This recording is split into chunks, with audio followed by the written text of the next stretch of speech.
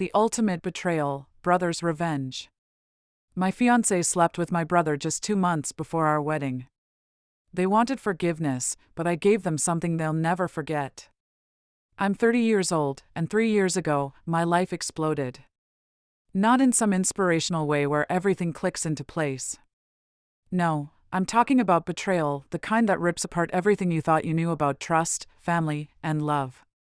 It started like a crack in glass, invisible at first, spreading slowly until the whole thing shatters. Back then, I was engaged to Ava, 27, and we'd been together for 5 years. We had the kind of relationship that made sense on paper, both ambitious, both driven, genuinely enjoying each other's company. After 5 years, I put a ring on it. We were planning our dream wedding. Wedding planning was stressful, but manageable. I was pulling extra hours at my finance job to afford the wedding we wanted. Ava had recently lost her marketing position, a blow to her ego since she tied so much of her identity to her career. To cope, she joined a pottery class. Harmless stress relief, right? Wrong. That's when my brother Kyle, 27, entered the picture.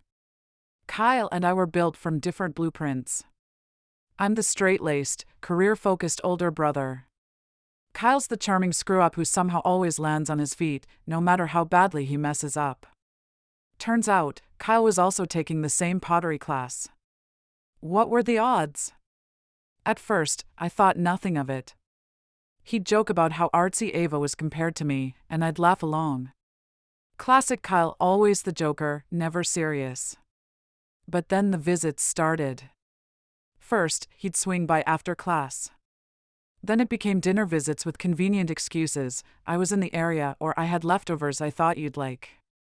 Then came the Friday night when Ava skipped our traditional movie date to hang out with Kyle instead. That's when alarm bells started ringing in my head. He's like a little brother to me, she said when I questioned it. You're overthinking. I let it go because I didn't want to seem paranoid. But Kyle's visits didn't stop, they increased. Some weeks, he was at our house more than I was. When I confronted him about always hanging around, he just laughed. What? Can't I bond with my future sister-in-law? His tone was playful, but something felt off. Fast forward to 2 months before the wedding. I was working insane hours while Ava and Kyle were basically inseparable. They'd go to art galleries, try new restaurants, spend weekends together. It felt like Ava was dating Kyle more than me. One night, I came home exhausted, opened the fridge to find my saved takeout gone. Kyle had eaten it. Again. It's just food, Ava laughed when I brought it up. That was my breaking point. I asked her point blank if something was going on between her and Kyle. How can you even think that, she said, acting offended. He's your brother, for God's sake. Her reaction made me feel guilty for doubting her. But the feeling in my gut wouldn't go away. Then came that night. I'd been on a business trip and decided to come home early to surprise Ava. I picked up her favorite Thai food, imagining a romantic evening together. But when I pulled into our driveway, Kyle's car was there. It was almost 11 p.m. His car being there at that hour made no sense. My gut churned as I unlocked the door. The house was eerily quiet except for faint laughter coming from upstairs. The living room was empty, TV flickering, wine glasses scattered across the coffee table.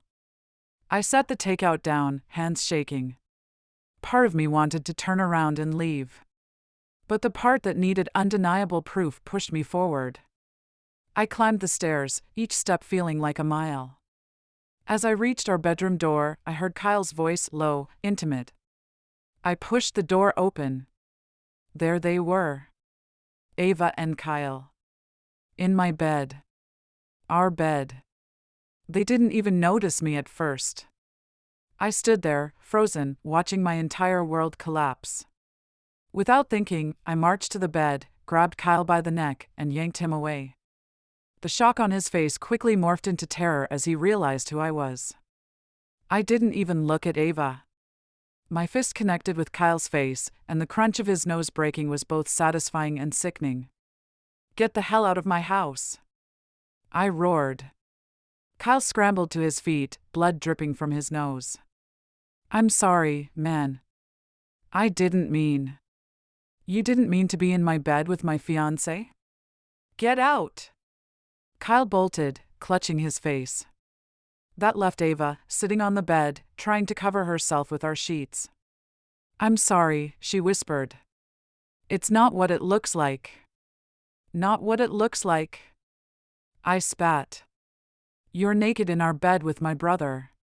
She started crying, begging me to listen, to let her explain. I was beyond disgusted. You have 5 minutes to pack and get out, I said coldly. If you're not gone by then, I'll throw you out myself. I watched as she frantically grabbed clothes, shoving them into a suitcase. When her time was up, I stood at the door waiting. She hesitated at the threshold, sobbing, begging for another chance. I grabbed her hand, slipped the engagement ring off her finger, and pushed her toward the door. She tried to hold on, but I was done. I shoved her onto the porch and slammed the door in her face. That night, I sat alone in the wreckage of my life. My marriage plans gone. My brother a traitor. My world upside down. The next morning, operating on no sleep and pure rage, I called my parents. Kyle had always been their golden boy, but surely they'd understand the gravity of his betrayal. My dad answered. I laid it all out. Kyle's been sleeping with Ava. I caught them last night. Long pause. Then, are you sure? That pissed me off. Sure. I saw them with my own eyes. He sighed, said he'd talk to Kyle. He didn't sound surprised, which threw me off. Then my mom got on the phone. Before I could explain, she started with her usual Kyle defending nonsense. Oh honey, I'm sure it's not as bad as it seems. Maybe it was a misunderstanding. A misunderstanding? Like people accidentally end up naked in bed together? Kyle's been really struggling lately, she continued. He didn't mean to hurt you. Struggling? Struggling to keep his pants on? I hung up before I said something I'd regret. Weeks passed. No word from Kyle. I threw myself into work, using the distraction to silence the chaos in my head. Then Kyle called. His voice was shaky. Look, man, I screwed up. I don't know how it happened, but I didn't mean for it to go this far. Didn't mean for it to go this far? Like sleeping with my fiancé was some kind of accident? He stammered about how it was complicated, how Ava was unhappy, how they connected. I hung up. The next day, he texted, he and Ava wanted to meet. They had something important to tell me. Against my better judgment, I agreed. But I made them meet me at a coffee shop. They weren't setting foot in my house again. They were already seated when I arrived. Ava looked miserable. Kyle just looked uncomfortable. I didn't sit. What do you want?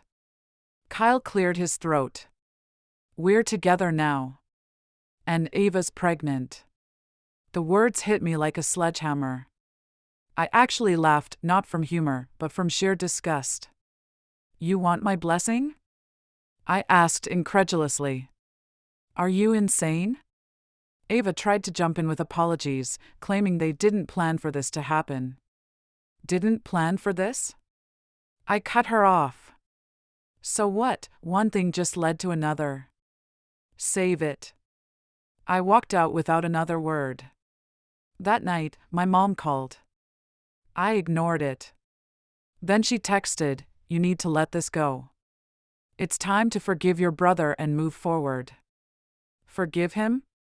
For torching my life? I texted back, lose my number. The next morning, she was waiting outside my apartment when I left for work. I didn't budge, I told her. Maybe you should have thought about the family before siding with Kyle. She tried spinning Ava's pregnancy as a blessing in disguise. I told her if she wanted a relationship with me, she needed to stop enabling Kyle and Ava. She didn't give me a straight answer, so I walked away. That's when I decided to leave, not just emotionally, but physically. I spent weeks planning, found a job in another city, and took it without hesitation. I only told my dad I was leaving. Don't tell anyone where I'm going. The move was harder than expected, but necessary. I found a small apartment in a quiet neighborhood, nothing fancy, but it was mine. No reminders of betrayal. Starting over felt strange. In the new city, I was anonymous, which was both liberating and lonely. I focused on work, made a few friends, and slowly rebuilt my life. A year passed. I'd gotten a promotion, made solid friends, started saving for a better place. I was thriving. Then came a text from my dad, "Your mom's asking for your number. She wants to talk." I replied, "Tell her I'm not interested." Then came the unexpected visit. Tuesday evening, regular day, knock at my door. I opened it to find Ava looking worn down, almost sickly, with a little girl. The child couldn't have been more than 2, but the resemblance to Kyle was unmistakable. "What are you doing here?" I asked, not bothering to hide my hostility. "I didn't know where else to go," Ava said, tears already forming. "Can I come in?" Every instinct screamed no, but the child was staring at me with innocent eyes. I stepped aside. Ava handed me an envelope. My mother's handwriting. The letter was a guilt-trip masterpiece about how Ava and her grandchild were struggling because Kyle had abandoned them. How it was my responsibility to help since I was the stable one. I tossed the letter aside. "You thought this was a good idea? Let my mom guilt me into fixing Kyle's mess?" Ava broke down. "Kyle left us 3 months ago. I tried to make it work, but I can't. Your mom's been helping, but now she says she can't anymore. She said you'd." "Let me get this straight," I interrupted. "Kyle bails, my mom's done helping, and somehow I'm supposed to save the day? Why would you even think that's an option?" "Because I have no one else," she sobbed. "No job, no savings. Everything went into trying to make it work with Kyle." I looked at the little girl, Jessie, apparently. She didn't deserve this mess. "I feel bad for her," I said, nodding toward the child. "But I'm not fixing your problems. You made your bed with Kyle. You knew who he was." I pulled out my wallet, handed her a couple $100. "This is all you're getting. Use it for gas, food, whatever. But this is it." As they left, the little girl turned and waved. I just nodded. After they were gone, I called my dad. "Why did you give her my address after I specifically told you not to?" He admitted my mom had begged him, thinking if I saw them, I'd help. "We're done," I told him. "I trusted you to have my back." Clearly, I was wrong. I blocked both their numbers. Days later, my mom showed up at my apartment. She was waiting when I got home from work. "I know you're upset," she started, "but Ava and her daughter are family. They need help, and you're the only one." "Family?" I snapped. "After what she did. And Kyle's the reason they're in this mess, not me. Find him if you want to play savior. Kyle's not reliable, but you are. That little girl doesn't deserve to suffer." "You've got some nerve," I said. "You didn't think about me when Kyle was destroying my life. You didn't think about me when you sided with him. And now, because he bailed, I should fix it? No." She grabbed my arm as I turned to leave. "Please, don't do this." I yanked away. "If you can't respect my boundaries, don't contact me again." I went inside and blocked her number too. A month later, I tracked down Kyle with help from a friend. He was living 2 towns over with a new woman, pretending he didn't have a wife and kid. I sent Ava his address not for her sake, but for the kids. At least she'd have a shot at making Kyle step up. But something gnawed at me. I needed to see Kyle one last time. I drove to his address, a dingy apartment complex. I watched as he emerged with a woman barely out of her 20s, all over him like he was God's gift. Same Kyle. Same swagger. Same fake charm. I waited until he was alone, then approached him. "Oh, hey," he said, trying to play cool. "What are you doing here?" "Found out where you've been hiding.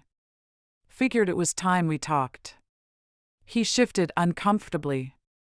"Look, if this is about Ava and Jesse, this is about you," I cut him off. "Do you even realize the mess you've left behind? Or are you too busy playing house with your latest conquest?" He mumbled excuses about needing a break. From what? Being a father? Being a decent human? "You're pathetic, Kyle." He tried defending himself with nonsense about how he and Ava weren't right for each other. "You have a kid," I said, stepping closer. "A kid who didn't ask for this. And you ran. You left them to fend for themselves. Do you even feel bad?" Silence. "I don't care about your excuses. You're going to fix this. Step up, take responsibility, support your kid. Because if you don't, I'll make damn sure you regret it." I didn't wait for a response. I turned and walked away, leaving him standing there. On the drive home, I felt lighter. I'd faced my demons, set my boundaries, and reclaimed my life. This wasn't about revenge or winning. It was about taking control, letting go of pain, and refusing to let their chaos pull me back. I have my own life now, one where I'm finally free of their toxicity. And for the first time in years, I feel at peace.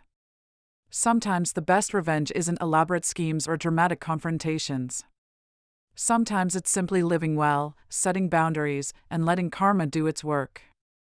They wanted forgiveness, but what they got was indifference. And in the end, that's the most powerful response of all.